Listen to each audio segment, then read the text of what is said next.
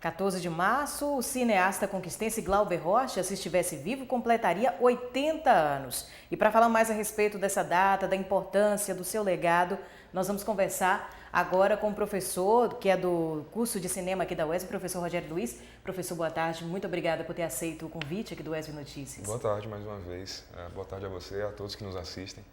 Professor, como avalia a importância da gente estar sempre lembrando desse legado que Glauber deixou para a cultura, não só conquistense, mas do Brasil e, por que não dizer, do mundo também? Com certeza, do mundo. Um homem do mundo, né? É verdade. A data, acho que tem múltiplos valores e sentidos, né? Para quem já conhece a obra, acho que é um momento de pensar no grande valor que ele tem, de parar para pensar se algumas questões ainda não estão compreendidas, né? De ouvir outras pessoas, de assistir a obra e trocar ideias, de celebrar mesmo, né? Nesse sentido. Para quem não conhece, certamente tem um sentido inspirador, né? Para se animar, ter um pouco de boa vontade para conhecer a obra de Glauber, uma obra tão importante, né? Que apesar de às vezes figurar como algo difícil, né, assim que muita gente diz, mas é uma obra muito fundamental, né, que traz elementos muito inovadores, elementos estéticos, não é, que rompem com um valor predominante naquele momento em que ele realiza, a partir dos anos 60. Então, acho que a data é uma data muito simbólica nesse sentido, né, para a gente parar e comemorar e celebrar, especialmente para quem já se deu essa oportunidade, né, de conhecer a obra. E para quem ainda não conhece, né, acho que tem um sentido muito inspirador, né, assim, para desbravar essa imensa obra.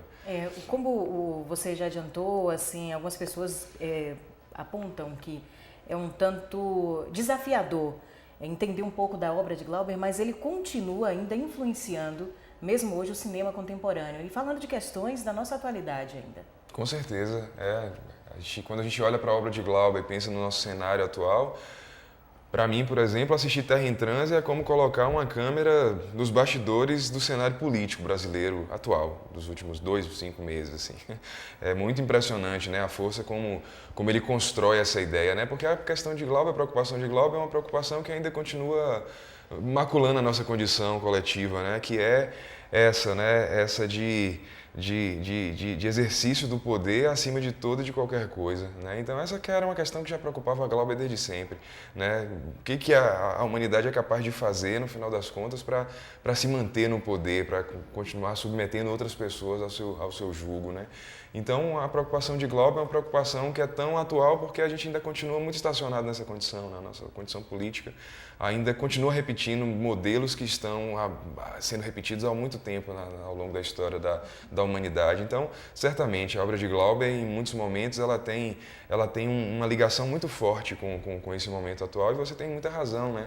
Quando a gente pensa que o cinema brasileiro contemporâneo, ele reverbera essa construção glauberiana, de falar sobre um instante, de fazer um filme realista, de tocar em questões que movem a nossa sociedade, né? Então, é isso. A obra de Glauber permanece muito viva, certamente, entre nós, e poderíamos pensar em muitos movimentos que atualmente acontecem, muitos realizadores e realizadoras que, mesmo indiretamente, né, repercutem, certamente reverberam esse jeito de Glauber de fazer cinema, de fazer audiovisual, né?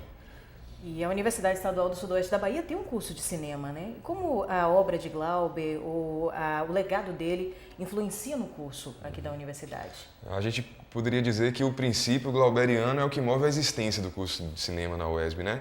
Se por um lado a gente, né, não consegue ainda identificar pessoas que estejam à altura de uma pessoa de tamanha envergadura artística, né, política, de participação na construção do país, por outro lado a gente poderia dizer que o fato de Glauber ter olhado muito para o Brasil é uma coisa que inspira muito a nossa existência, né? Nós que estamos no interior do Brasil, no interior do Nordeste, no interior da América do Sul, da América Latina e por aí vai, a gente certamente tem que beber muito da fonte de Glauber no sentido de perceber que ou a gente olha para o nosso contexto e faz cinema e audiovisual a partir dessa matéria bruta riquíssima que nós temos próximo a nós, ou então a gente está fadado a desaparecer.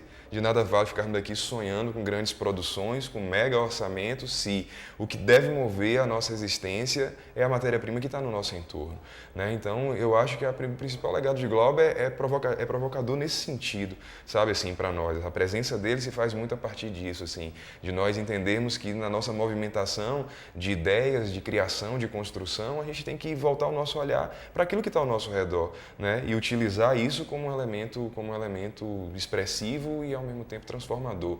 Esse era o grande desejo de Glauber, né? E parece que está aí a dificuldade das pessoas em compreender, né? Assim, como assim compreender o homem sertanejo, as questões que dizem respeito a determinado, né, contexto, pertencer a uma dinâmica universal. É sim, Glauber dizia que sim, que para ser universal não precisava falar uma língua predominante.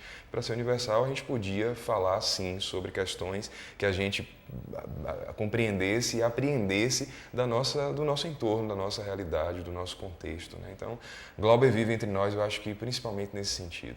Ok, professor. Muito obrigada por sua participação no ESB Notícias. E sempre que quiser trazer informações, novidades sobre o curso de cinema, as portas estão abertas aqui da TV. Estarei à disposição. Um bom dia a todos. Obrigada.